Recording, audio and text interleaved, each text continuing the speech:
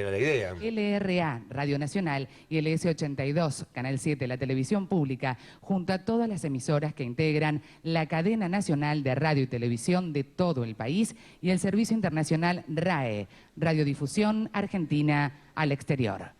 A continuación, la señora Presidenta de la República Argentina, doctora Cristina Fernández de Kirchner, procede a realizar la firma del decreto número 660.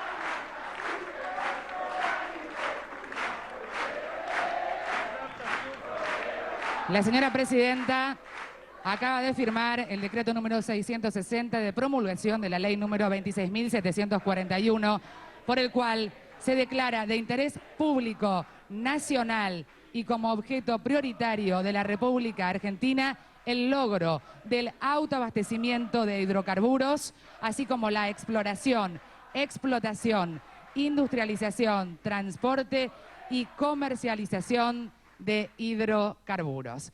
Desde este Salón Mujeres Argentinas del Bicentenario de Casa de Gobierno habla para todo el país la señora Presidenta de todos los argentinos, la doctora Cristina Fernández de Kirchner.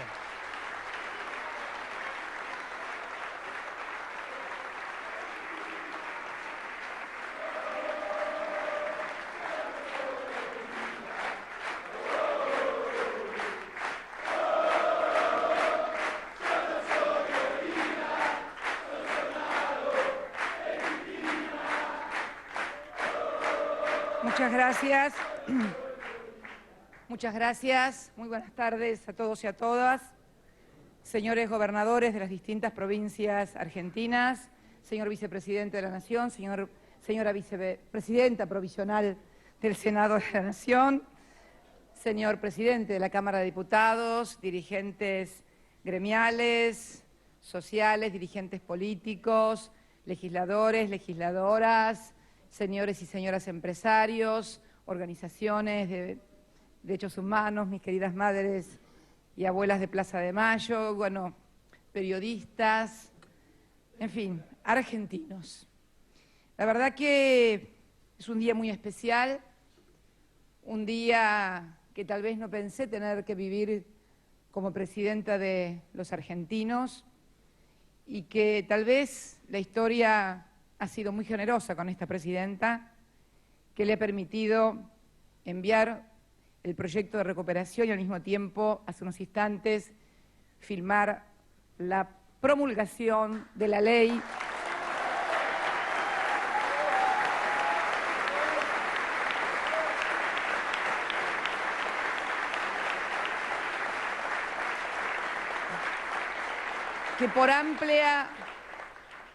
que por amplísima mayoría aprobó en el marco de las instituciones como corresponde el Parlamento argentino. Y quiero una vez más agradecer a los distintos partidos de la oposición que acompañaron este proyecto en su esencia particular, que es la de recuperar un instrumento básico, más allá de los matices y las diferencias, más allá de las lógicas diferencias que tiene que plantear un partido político de la oposición.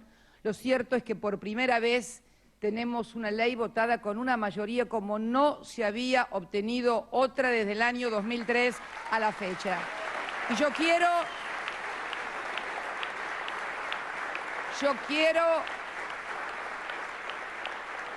quiero agradecer a esas fuerzas políticas, por supuesto también a nuestra propia fuerza política, porque,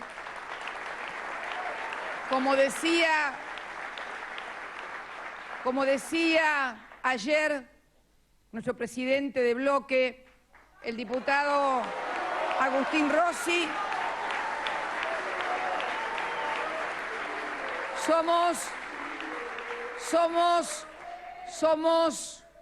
Somos un movimiento político que sostiene sus convicciones, ya sea con aplausos o con huevazos, que es muy importante poder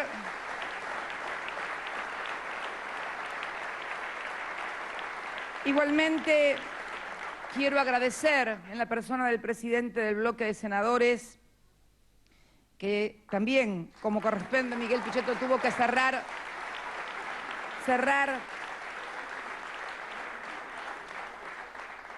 Lo escuché acostada porque fue muy tarde ya cuando habló Miguel. ¿A qué hora hablaste, Miguel? A la 1. Muchos ahora estaban ya en la cama porque te escuché atentamente y me pareció una valoración de la política muy importante después de un debate que había sido muy intenso. Pero yo no puedo dejar de olvidar algo que dije el 1 de marzo con motivo de la Asamblea Legislativa, creo que fue al final del discurso, cuando me dirigí a la oposición y les dije que tengan su propia agenda, y no lo hice desde la vanidad, desde el orgullo de ese resultado obtenido en las elecciones de octubre de 54,11%, se lo dije del corazón y lo vuelvo a repetir del corazón.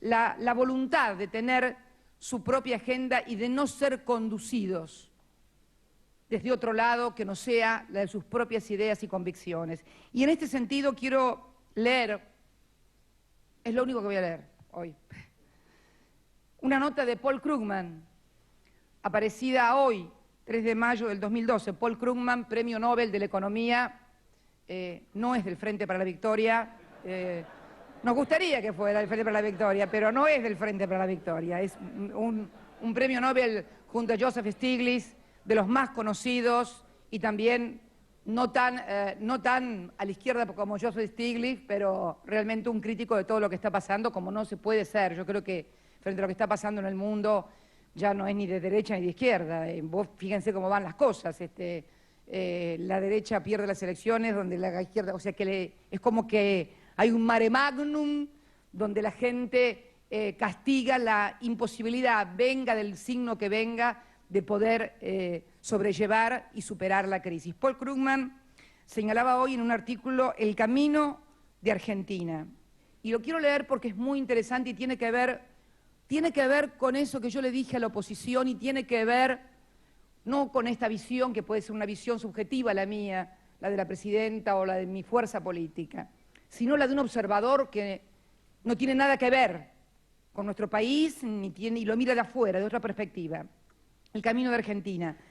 Mati Iglesias, dice Paul Krugman, quien estuvo recientemente en Argentina, escribe acerca de las lecciones brindadas por la recuperación de dicho país después de su salida de la ley de la convertibilidad que establecía la paridad de $1 peso, $1.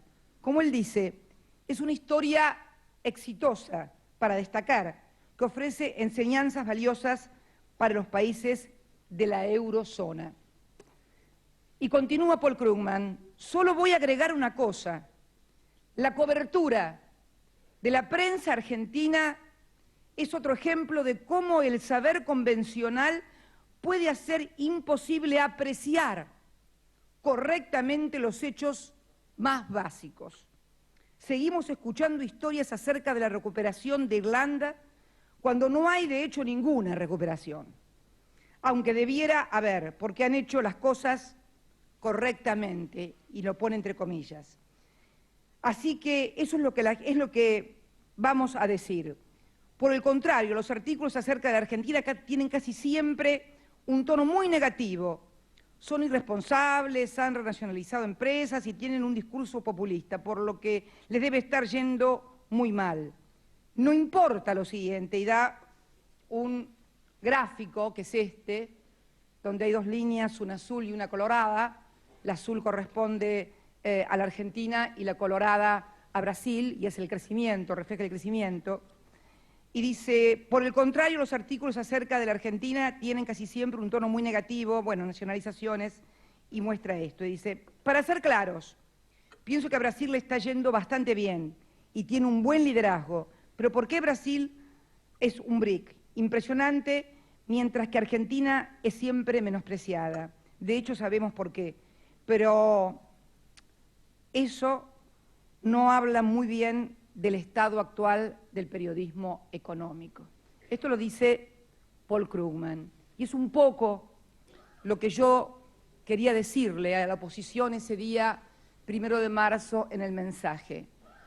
Sinceramente, y esto no significa ningún ataque a la libertad de prensa, porque no, a no ser que lo definan a Paul Krugman como un atacador serial de la prensa, que no creo que lo puedan hacer, realmente a veces impresiona, pareciera como que hubiera una intención en algunos medios de dañar la imagen no de la presidenta o de un gobierno, sino la de la Argentina, la de los 40 millones de argentinos, donde también están ellos, donde están sus empresas, donde venden sus diarios, donde venden su publicidad, donde propalan sus imágenes, donde si les va mal a los argentinos seguramente también les va mal a ellos, como les fue mal a ellos.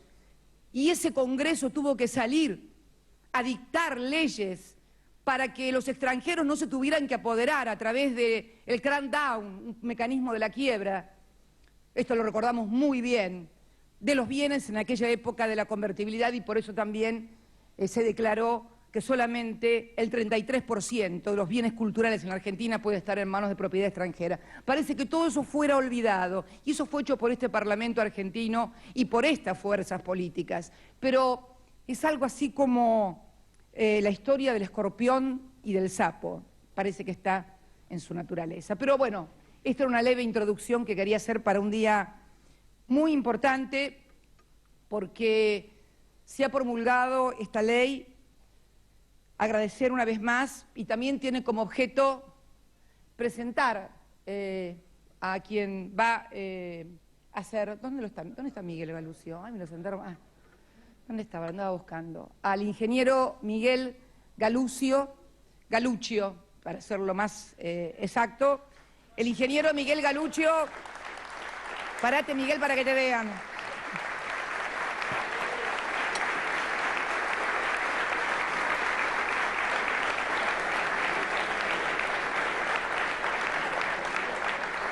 Yo les dije en este mismo lugar, el 16 de abril, cuando envié el proyecto de ley al Parlamento, que íbamos a tener una YPF y una empresa con un perfil absolutamente profesionalizado, lo cual no quiere decir que no tenga dirección política, porque es mentira que pueda haber, porque es mentira, en ninguna parte del mundo.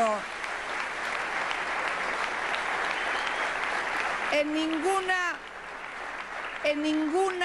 parte del mundo, por lo menos cuando el mundo andaba bien, las empresas estaban alineadas con los intereses de sus países. Cuando las empresas se desprendieron de los intereses de sus países, fueron finalmente cuando implosionaron esos países. Por eso yo creo que no hay que confundir política partidaria con política de un país en materia de recursos naturales y estratégicos. Por eso dije una YPF alineada con los intereses del país y absolutamente profesionalizada. Yo quiero también contar un poco la historia de Miguel, porque he leído muchas cosas en los diarios, que hizo ofrecimientos a no sé quién, a un montón de gente respetable. No voy a hacer nombres, pero muchos de ustedes los deben haber leído en los medios. Y la verdad que esta es una historia. Hoy recibí un mail del gobernador de Entre Ríos que me dijo: estoy harto de las estupideces que están diciendo. No, permítanme por favor, porque esta es una historia que hay que contarla, para contar la verdadera historia. ¿Por qué no contás realmente cómo fue lo de Miguel Galuccio? El día 4 de marzo recibo un mail de mi querido amigo y compañero, el gobernador de Entre Ríos.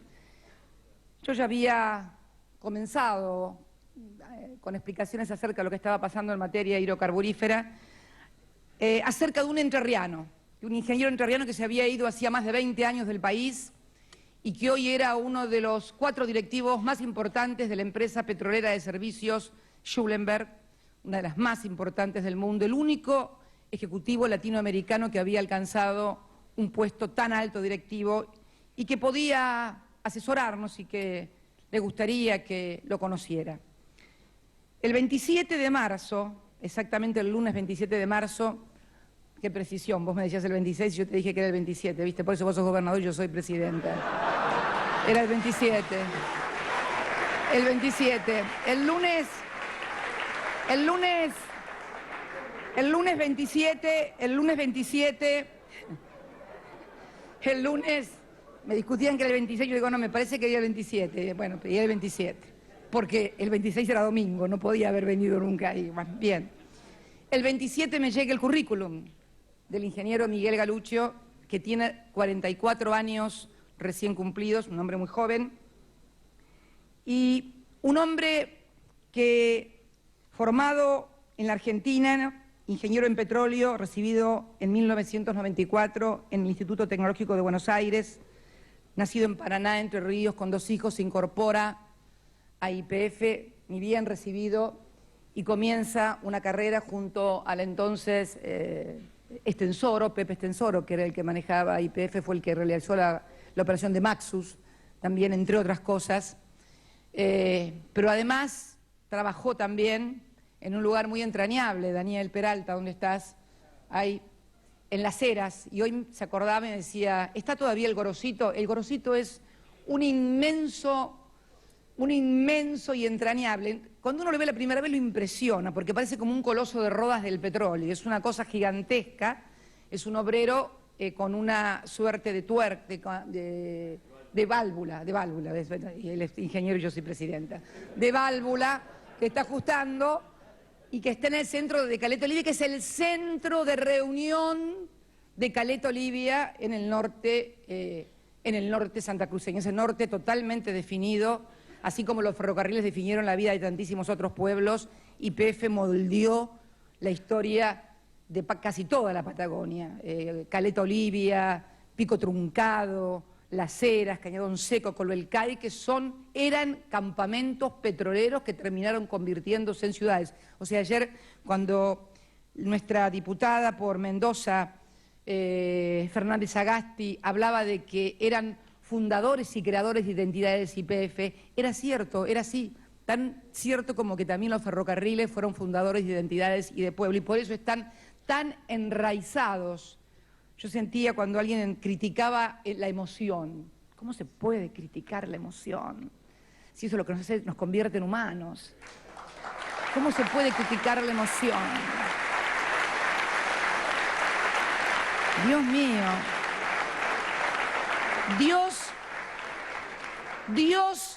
Dios nos libre de gobernantes que no sean capaces de tener emociones y sentir emociones. Por Dios. Por Dios, por Dios, por Dios. Dios.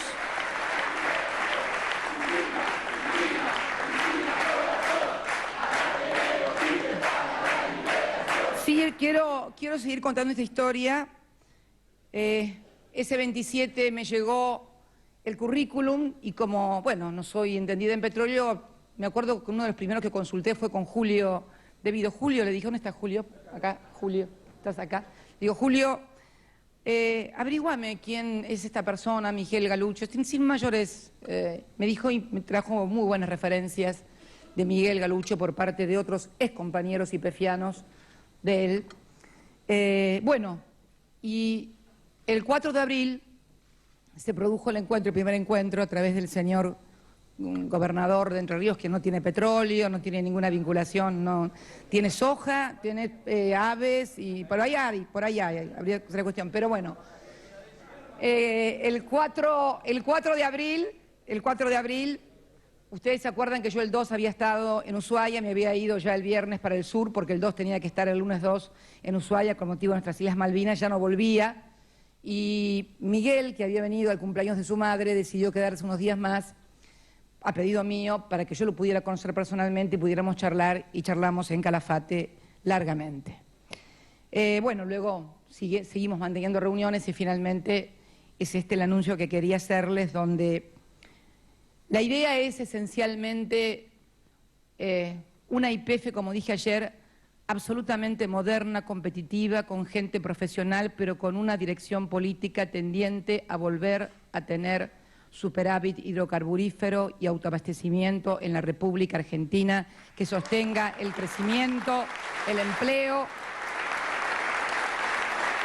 y la actividad económica.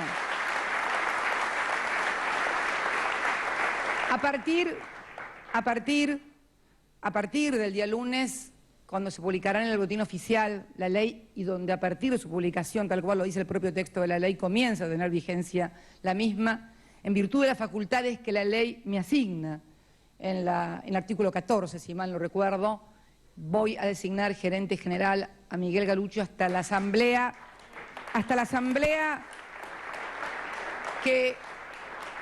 hasta la convocatoria, hasta que se realice la asamblea de accionistas para designar al nuevo directorio, todo de acuerdo a lo que establece no solamente la ley que acaba de ser sancionada ayer y promulgada hace unos instantes, sino también de acuerdo a lo establecido por el propio Estatuto de la Sociedad Anónima, todo supervisado por la Comisión Nacional de Valores, que es precisamente el instituto democrático, institucional, que controla a todas las empresas que cotizan en bolsa. Las empresas que cotizan en bolsa las controla la Comisión Nacional de Valores. Además, a esta empresa en particular no solamente la controla la Comisión Nacional de Valores Argentina, sino que la controla la SEC de los Estados Unidos, porque también es una empresa que cotiza en la bolsa de los Estados Unidos. Y los plazos, parece que la historia es de los 4, porque un 4 de marzo recibí el mail, un 4 de abril lo conocí a Miguel, hoy es 4 de mayo porque, bueno, la ley se aprobó en la madrugada de ayer y el 4 de junio da exactamente, a partir del lunes contado, todos los días, tal cual marca el estatuto, el 4 de junio da exactamente el día en que la Asamblea se debe reunir para conformar el directorio. Y además, 4 por 4 es 16, que es el día que yo presenté de acá. Bueno, evidentemente tenía que ser un 4, y esto para descartar improvisaciones o cuestiones que se intentan, que le dijo a fulanito, le dijo que no, le dijo, miren, a nadie que le hubiera ofrecido eso me hubiera dicho que no. Así que, por favor, aquel que digan que yo le ofrecí eso y dijo que no, ni siquiera es verosímil. Así que no me voy a... Por eso no desmentí a nadie, por eso no desmentí a nada ni a nadie. Pero quiero decirles que lo importante es la conformación de un equipo de gente joven, de un ingeniero que además trabajó en YPF y que para mí significa también un símbolo, que es recuperar a los que se nos fueron cuando pasó lo que pasó en la Argentina con nuestra empresa nacional, porque él trabajó mientras YPF fue Argentina, mientras estaba nacionalizada, aún dentro de la participación del capital privado, como hemos recuperado a numerosos científicos y como también van a retornar otros ingenieros que están en otras partes, también ingenieros que trabajaron en YPF, que aman YPF, que son hombres jóvenes y que quieren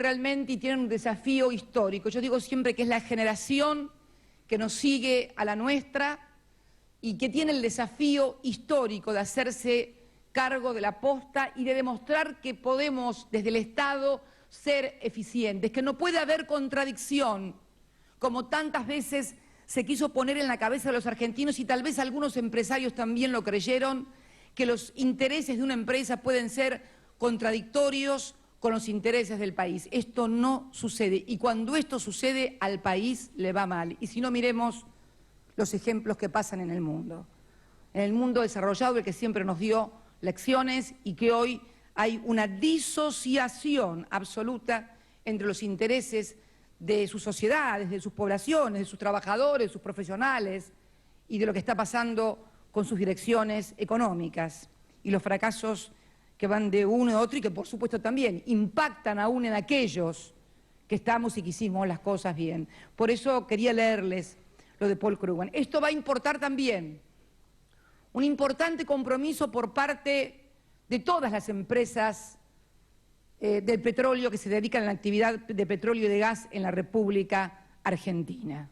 Porque, como lo dijeron varios legisladores, no es un commodity, es un insumo básico que genera competitividad a toda la producción argentina, primaria, de valor agregado, de ciencia y tecnología, hasta el científico que toma su auto o su colectivo para llegar hasta su laboratorio. Atraviesa transversalmente a todos los sectores sociales y económicos. Por eso tenemos que articular muy fuertemente lo privado y lo público como lo hemos venido haciendo hasta ahora. Y en el caso de Miguel Galuccio, creo que ustedes saben que la actividad petrolera tiene dos grandes ítems, porque también debemos decir cuál fue el fracaso y por qué se vio bien que YPF fuera privatizada en algún momento, porque era una empresa petrolera que daba pérdida, que había sido, además, desde el 24 de marzo de 1976, cargada con los intereses de lo que se compraba durante la dictadura militar, se cargaba en las cuentas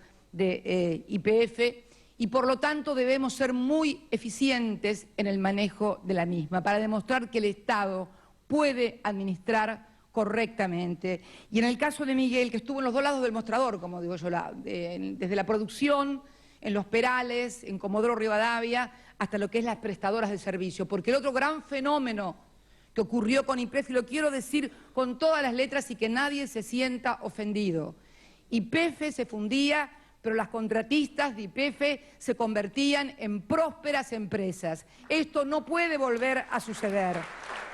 Esto no puede volver a suceder.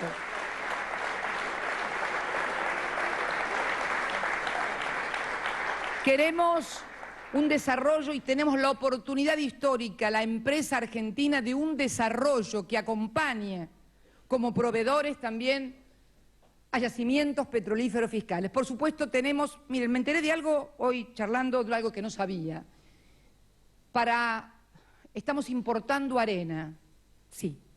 YPF importa arena. Yo le pregunté a Miguel y a varios de los que estaban conmigo que cómo estábamos importando arena, porque me decía que para determinadas cosas se necesita una arena especial.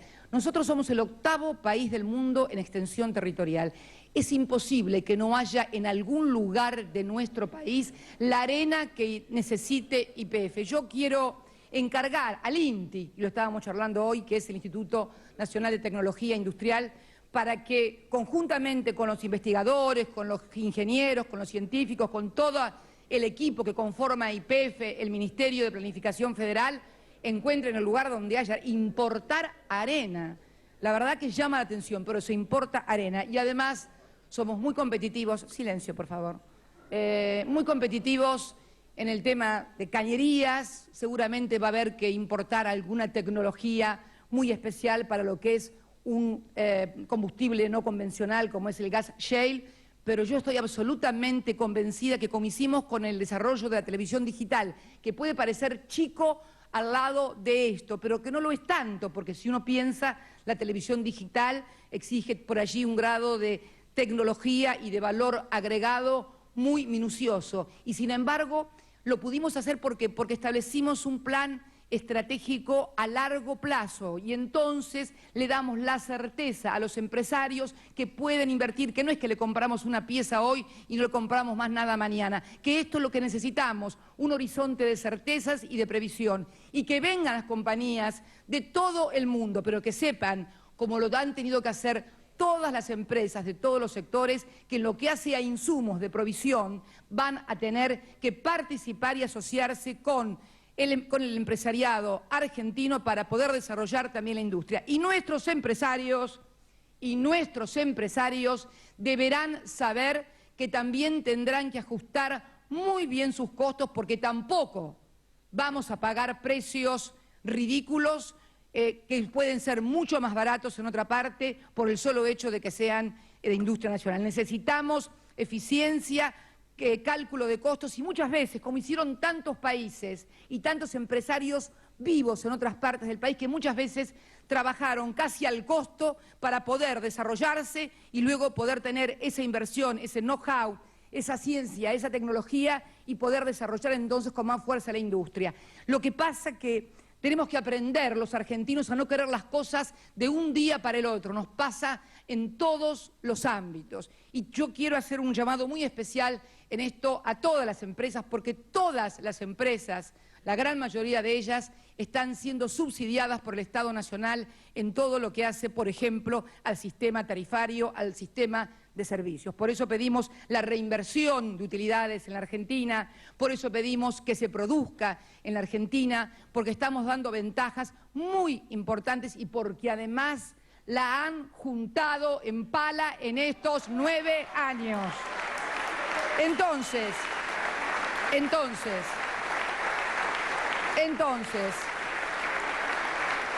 y no me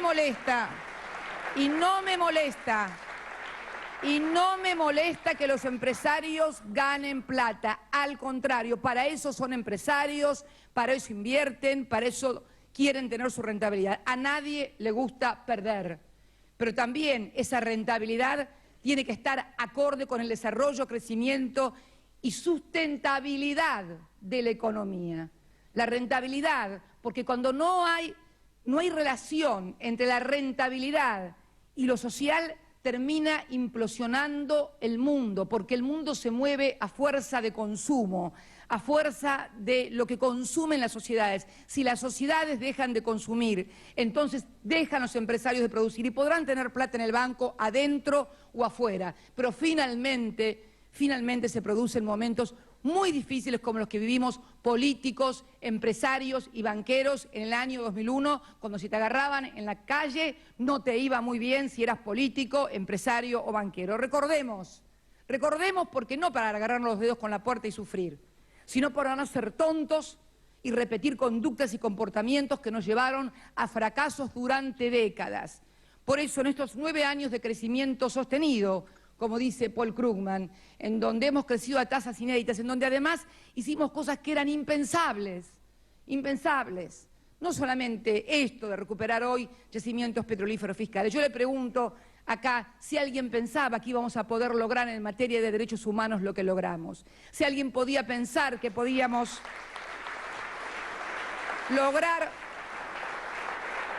reindustrializar el país.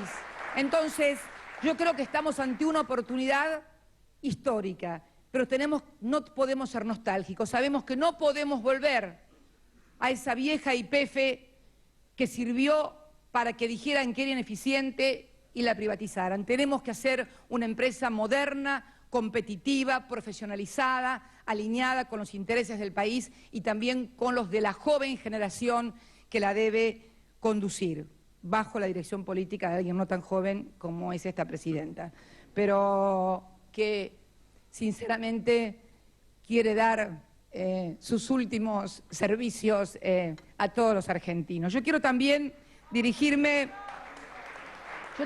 dirigirme a todos los trabajadores, quiero dirigirme no solamente a los empresarios, porque el Estado ha recuperado una herramienta básica. Hoy leía un interesantísimo artículo que hablaba del intendente, yo no sé si estará acá o si habrá venido, te habrá acompañado Jorge Zapague, el intendente de Cutralcó. ¿Vino Río Seco? ¿Estará por acá? No, bueno, no importa. A Río Seco, que me debe estar mirando por la televisión. Río Seco, para los que no lo conocen, era un hombre que, con la cara cubierta, en los años 90, a la vera de los caminos en su pueblo, en Cutralcó, cortaba junto a todos las rutas y quemaba llantas. Ahí nació el movimiento piquetero. Río Seco era uno de sus líderes.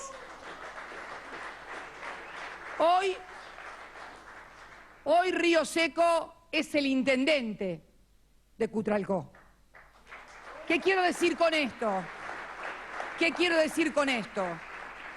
Que comprendió que había un nuevo país, que se estaban logrando cosas que nunca se habían logrado, y entonces se dio cuenta que seguir cubriéndose la cara, prender fuego o hacer incendios era solamente de patrullas perdidas, pero no de argentinos que comprenden que necesitan ponerle el hombro al país y trabajar. Y la verdad Y la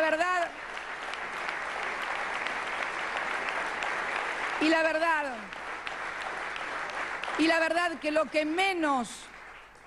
que menos necesita el país son patrullas perdidas que solamente son funcionales a los intereses que siempre atentaron desde las sombras contra el conjunto de la sociedad argentina, muchas veces especulando sobre diferencias nimias, formales, casi culturales, muchas veces de expresión, de formas, de color de piel, de origen social, para hacernos creer o hacerles creer a algunos que eran distintos al resto de los argentinos y que eran una cosa más parecida a los que tenían plata.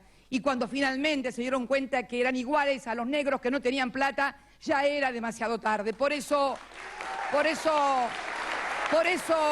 es importante recordar estas cosas para que no nos vuelvan a pasar. Y dirigiéndome a los trabajadores de todo el país, y en especial también a los de esta actividad, la actividad del petróleo. Hoy leía y me puse en contacto con mi provincia porque había leído que un grupo de trabajadores petroleros del sindicato de Zona Norte había tomado la sede del sindicato, que está intervenido a partir de serios disturbios que hubo, que todos saben lo que sucedió en la zona norte de mi provincia, de nuestro país, de la República Argentina. Los trabajadores del petróleo son de los mejores remunerados del país. Y yo les pido a todos los trabajadores que tienen la inmensa suerte no solamente de ser bien remunerados, sino también de estar en blanco, registrados, que pongan también un gran esfuerzo, porque no puede la provincia de Santa Cruz, ni la de Chubut, ni la de Mendoza, ni la de Neuquén, ni de ninguna provincia perder un solo segundo de extracción de petróleo por conflictos laborales. Es absolutamente injusto para el resto de los argentinos y para millones de argentinos que todavía no tienen trabajo. Yo quiero ser muy sincera, dirigirme a mis compañeros trabajadores, y lo digo con mucha dignidad y con mucho sentido de pertenencia, pero también con mucha autoridad, porque nadie, como el gobierno de Néstor Kirchner y de esta presidenta, le ha restituido a los derechos a los trabajadores que habían perdido durante décadas. Nadie.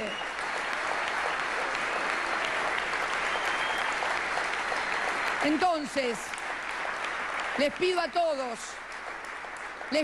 la madurez, que demostremos que el Estado puede administrar, como lo hice también cuando me tocó dirigirme a mis compañeros trabajadores de Aerolíneas Argentinas hace poco tiempo, en los hangares, con la inmensa inversión que hizo el Estado. Y que nos gusta que a los trabajadores les vaya bien y que ganen bien. Por ahí me entero, algún sindicato que compra hasta dólares, que tienen plata hasta para comprar dólares para atesorar. Qué suerte, como